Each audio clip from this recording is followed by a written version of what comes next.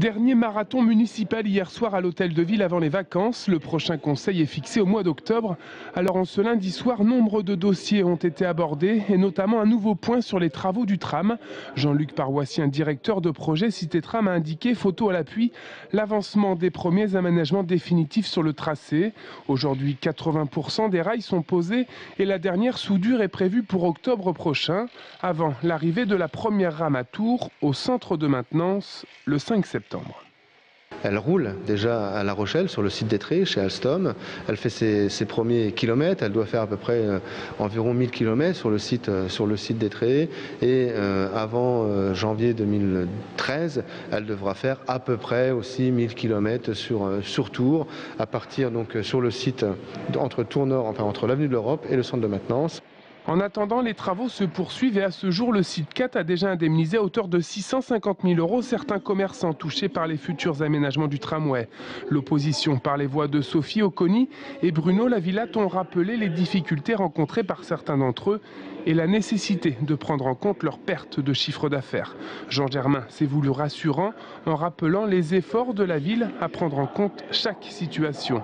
Autre dossier évoqué hier, le rachat par la Sémivite du bateau ivre voté à l'unanimité. Fermé depuis décembre 2010, la ville va emprunter près de 420 000 € pour rénover et acquérir la salle de spectacle, véritable distillerie culturelle soutenue depuis la fermeture par le collectif OE du bateau, qui a monté depuis une société coopérative d'intérêt collectif.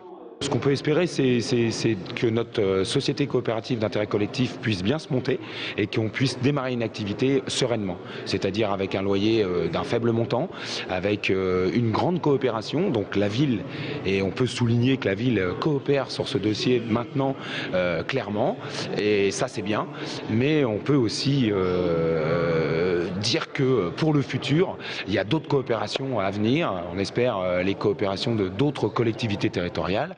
Une aide va être demandée auprès de l'État, de la région et du département pour viabiliser le projet financièrement. Reste maintenant à déterminer la nature du bail et le montant du loyer. Des discussions sont entamées entre OE du bateau et la Sémivite. 60 autres questions ont été abordées lors de ce conseil municipal et notamment le vote d'un emprunt de plus de 4 millions € à la Caisse des dépôts et consignations pour la création d'une centaine de logements rue du Capitaine Pougnon sur l'ancien site de la caserne du Petit Beaumont.